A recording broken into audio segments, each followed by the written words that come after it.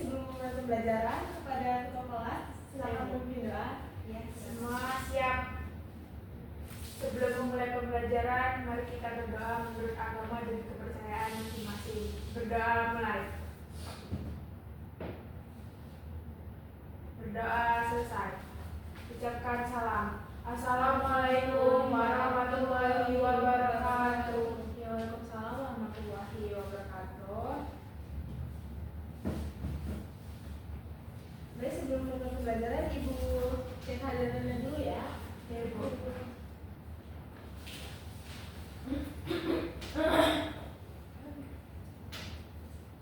Feby, hadir Bu Sukma, hadir Bu Amel, Pinky, Hadir, Bu. hadir semua ya ini. Hadir. Baik. Tahu nggak hari ini kita mau belajar apa? Gimana anak-anak, ada yang tahu? Tes negosiasi, Bu. Iya benar. Jadi minggu lalu kita juga sudah membahas tes negosiasi. Jadi hari ini kita akan membahasnya lebih rinci seperti itu. Ibu tampilkan dulu nih ya. Di sini Ibu akan menerangkan apa itu negosiasi. Ada yang tahu nggak materi minggu lalu apa itu negosiasi? Negosiasi itu seperti kita ingin bernego mengenai untuk mencapai satu tujuan, Bu. Iya benar sekali Sukma. Jadi negosiasi itu tujuannya pasti mencapai kesepakatan begitu ya. Masih ingat ya materinya? Bagus. Baik. Sudah dilihat ya? Nah, jadi negosiasi ya dialog antara pihak-pihak yang memiliki kepentingan yang berbeda dengan tujuan untuk menyampaikan kesepakatan. Seperti yang dibilang Sukma, kesepakatan di negosiasi ini tuh harus dimelalui kedua belah pihak, tidak hanya satu pihak saja. Nah, kemudian kesepakatan ini tuh bisa dicapai melalui proses komunikasi. Yang pasti komunikasinya itu yang efektif dengan bahasa-bahasa yang sopan dan santun. Kemudian kedua belah pihak ini berusaha untuk menemukan solusi yang memuaskan semua pihak. Jadi tidak ada pihak yang dirugikan begitu. Paham ya dari pengertian negosiasi? Paham. Baik, jadi di sini Ibu lebih merincikan lagi tentang teks negosiasi, yaitu dengan menyimak kritis teks negosiasi. Ada yang tahu menyimak itu seperti apa? Kita mendengarkan, Bu. Iya benar. Menyimak ini mendengarkan sepenuh hati ya. Kita seperti kita misalnya dikasih audio visual seperti itu, kita menyimak dengan indera kita begitu. Nah, di sini ada faktor-faktor yang mempengaruhi keberhasilan negosiasi. Sebelum menyimak secara kritis, pasti ada faktor-faktor yang mempengaruhi keberhasilan negosiasi. Yang pertama itu ada kedua belah pihak harus bersedia melakukan kompromi. Jadi misalnya nih, Sukma bernegosiasi dengan Amel. Nah, pihak ini tuh harus kompromi begitu. Tidak bisa dengan satu arah saja, jadi harus dua arah seperti itu. Kemudian ada keberhasilan negosiasi juga ditentukan sejauh mana semua pihak merasa tidak dirugikan. Jadi penting bagi semua pihak untuk mendapatkan manfaat dari kesepakatan yang dicapai. Seperti yang Ibu sudah bilang, negosiasi ini tuh kan tujuannya mendapat kesepakatan bersama. Jadi tidak ada pihak yang dirugikan begitu ya. Jadi masing-masing orang ini mempunyai manfaatnya begitu. Ada yang tahu kan nih faktor selanjutnya apa? Baik, jadi faktor selanjutnya ini negosiasi harus disampaikan secara logis, jelas, dan sesuai dengan fakta. Hal ini akan membantu kita itu meyakinkan pihak lain untuk menerima tawaran yang diajukan. Contohnya, Feby bernegosiasi di pasar nih dengan ibu penjual sayuran begitu. Feby juga harus mengutarakan kata-katanya dengan logis gitu, harus jelas juga begitu, supaya tawarannya itu diterima oleh pihak yang dinegosiasikan begitu ya. Kemudian nih, faktor keberhasilan selanjutnya ada hasil kesepakatan harus dapat dilaksanakan secara langsung. Jika kesepakatan terlalu rumit, mungkin akan berdampak negosiasi akan gagal. Jadi gini, maksudnya kesepakatan negosiasi itu harus dilakukan secara langsung, tidak boleh melalui perangkat-perangkat yang lain begitu. Kemudian negosiasi ini tuh harus langsung terlaksana begitu. Jadi kemungkinan hari itu juga saat itu juga negosiasinya harus mencapai keberhasilan begitu. Paham Sukma? Paham. Iya, paham ya semuanya? Ya. Oke, selanjutnya faktor keberhasilannya itu pengajuan dalam negosiasi sebaiknya disampaikan dengan sopan, santun dan baik. Cara penyampaian yang baik ini akan menciptakan suasana yang lebih kondusif untuk mencapai kesepakatan. Seperti yang Ibu sudah jelaskan, negosiasi tidak hanya mengutarakan penawaran kita saja sebagai orang yang bernegosiasi, tetapi kita juga harus menggunakan bahasa yang sopan dan santun agar negosiasi kita tuh diterima gitu. Tujuannya juga mencapai kesepakatan gitu. Misalnya juga nih ke pasar, kita berbicara dengan orang yang lebih tua, kita mau bernegosiasi tapi dengan cara yang tidak sopan, pasti orang penjual itu tidak mau menerimanya begitu ya. Di sini ada yang suka tahu penawar nggak nih di pasar? Bisa? Bisa. Iya, jadi begitu tuh contohnya gitu kan. Kalian sudah merasakannya di kehidupan sehari-hari seperti itu. Selanjutnya, faktor keberhasilannya kedua pihak ini tidak boleh saling memaksakan kehendak. Pinky, Amel, kalau ibunya menjelaskan kalau didengarkan ya. Iya, bagus. Jadi di dalam bernegosiasi, pihak ini harus mencapai kesepakatan bersama. Tidak boleh memaksakan kehendak. Jika misalnya satu pihak ini terlalu keras kepala, maka negosiasi ini akan tidak menemukan jalan keluarnya. Aslinya jalan buntu gitu. Jadi kalau bernegosiasi itu kita nggak boleh egois gitu, harus sama-sama mencapai kesepakatan gitu dengan tidak ada pihak dirugikan gitu ya.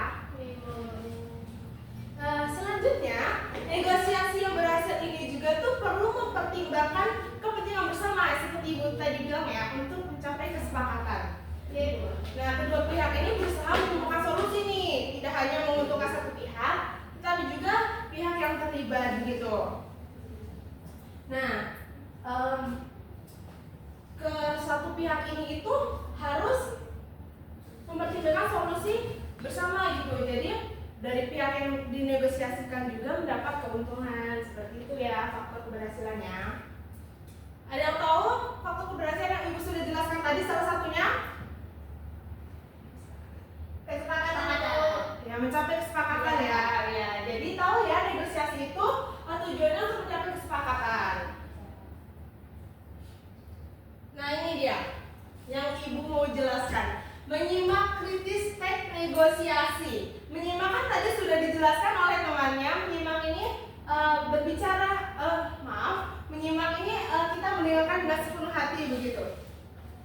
Nah, menyimak negosiasi secara kritis ini berarti kita memahami, menganalisis apa ya informasi yang disampaikan untuk mencapai tujuan gitu. Jadi hal penting sekali untuk menyimaknya pertama itu mengidentifikasi poin-poin penting dari negosiasi. Jadi ketika kita bernegosiasi, memahami teks negosiasi, kita harus mempertimbangkan poin-poinnya begitu. Yang kedua, memahami sikap dan perilaku pihak-pihak yang terlibat. Jadi di negosiasi itu kita tidak hanya memperhatikan informasinya saja, tetapi kita juga harus memahami sikapnya, perilakunya seperti apa, dan bahasanya seperti apa. Kemudian menganalisis bagaimana faktor-faktor yang disebutkan ini akan berperan dalam keberhasilan negosiasi. Maksudnya nih, faktor-faktornya apa aja, alasannya apa aja, itu harus dianalisis, harus kita ketahui bagaimana ini bisa dipertimbangkan dalam bernegosiasi begitu ya.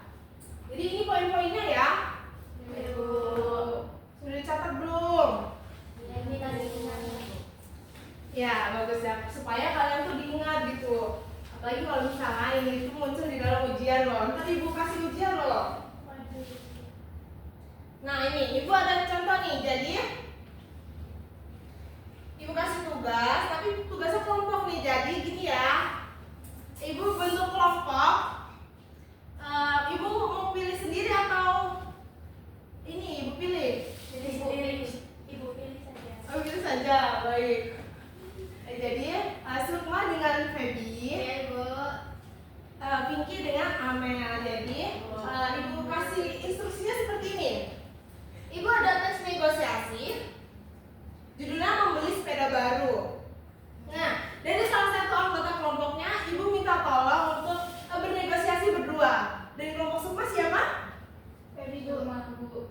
Ayo siapa?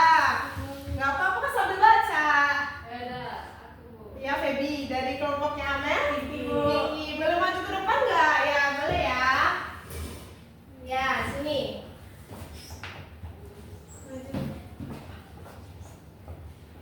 Ya jadi ibu minta tolong untuk membacakan negosiasi.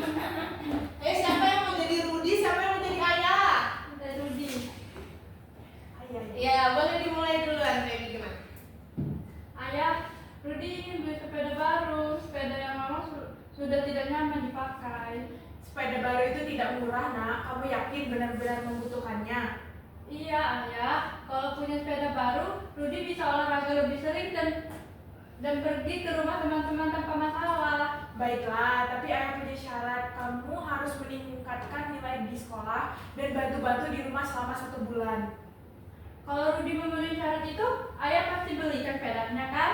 Iya, kita pilih sepeda yang sesuai anggaran. Deal, Ayah. Rudi janji akan lebih giat belajar dan bantu di rumah. Bagus, ayah tunggu buktinya ya.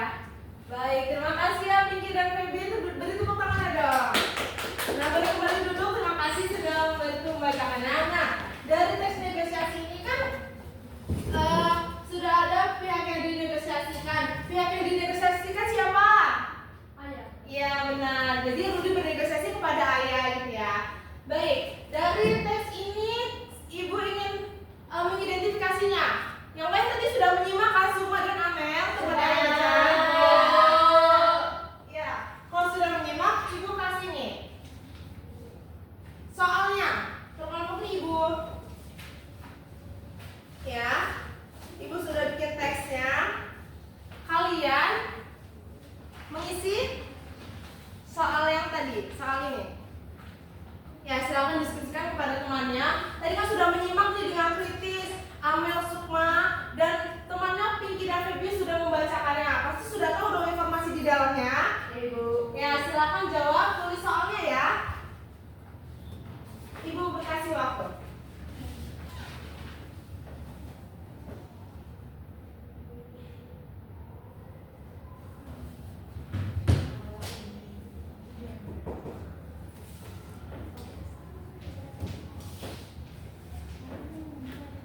Ibu Sukmanya.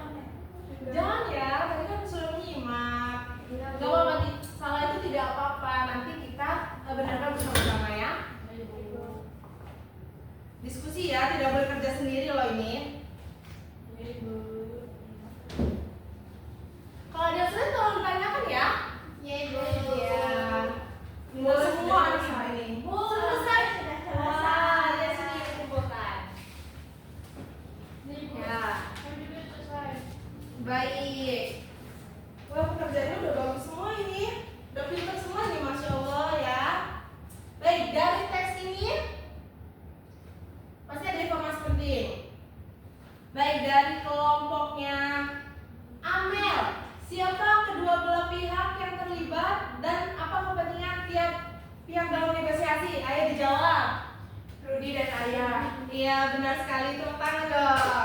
Dari pihaknya Sukma, Jadi yang kedua belah pihak yang terlibat dan apa kepentingan yang terpilih pihak dalam tes negosiasi itu kedua belah pihak itu ayah dan Rudi. Itu kepentingan ayahnya.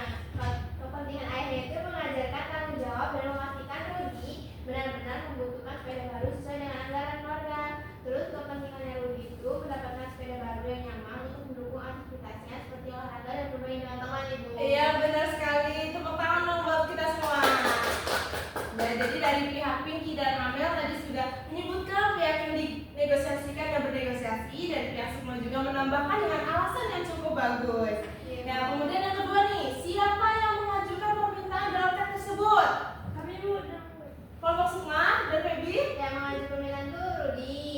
Alasannya itu sepeda lama sudah tidak nyaman dipakai dan Rudi ingin memiliki sepeda yang baru agar bisa lebih sering berolahraga dan beraktivitas tanpa masalah ibu. Iya, benar sekali. Kelompoknya Amel, apakah sama jawabannya? Sama Sama, ibu. Ibu. Iya, alhamdulillah. Jadi pada paham ini ya, menyimaknya bagus sekali loh ini. Jadi yang mengajukan permintaan itu Rudi gitu ya. Jadi dengan alasan yang jelas. Soal yang ketiga nih, apakah bahasa yang digunakan saat menyampaikan permintaan dalam teks ini cukup baik apa santun gitu ya?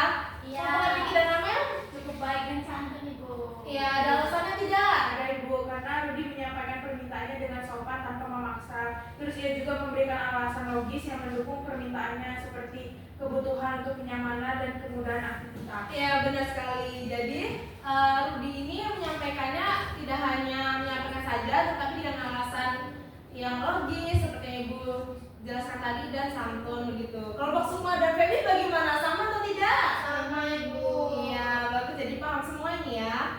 Soal keempat nih, apakah permintaan tersebut dikabulkan dengan jelas? Ya, Iya Bu. Ada alasannya tidak? ada Bu, ada syaratnya. Ya, bagaimana? Ayah setuju untuk memberikan sepeda baru kepada Rudy, tapi hanya jika Rudy memenuhi beberapa persyaratan terlebih dahulu. Iya, jadi Seperti Rudy harus rajin belajar. ya benar, tepuk tangan loh buat kita semua. Bagus-bagus ini jawabannya, pada paham loh yang menyimaknya.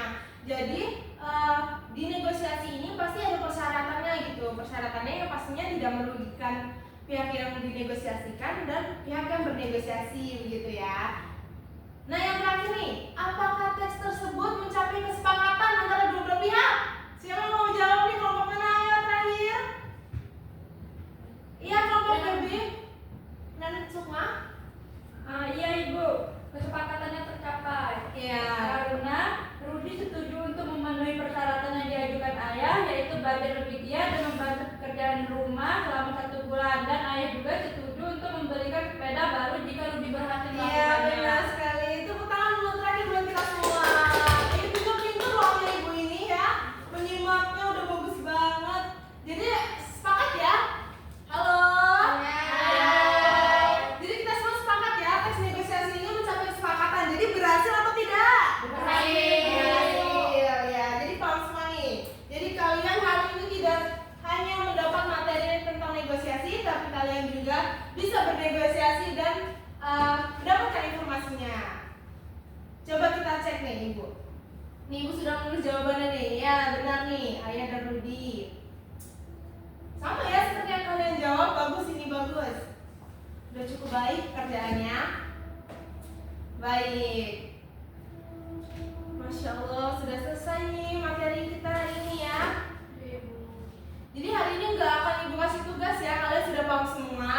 Jadi minggu depan Ibu akan memberikan materi bukan teks negosiasi lagi, tapi teks baru lagi. Paham ya? Paham Ibu. Sampai sini ada yang ingin ditanyakan? Cukup? Paham semua? Ya. Baik, sebelum menutup pembelajaran, mungkin ketua kelas bisa membantu memimpin doa. Pinky silakan. Semua siap. Sebelum mengakhiri pembelajaran, marilah kita berdoa. Berdoa mulai. Berdoa selesai. Ucapkan salam. Assalamualaikum warahmatullahi wabarakatuh. Ya, waalaikumsalam warahmatullahi wabarakatuh. Dipertahankan terus ya ini menyimaknya, membacanya, berbicaranya semua ya. Jadi murid yang pinter-pinter ini, murid Ibu ini ya. Dadah.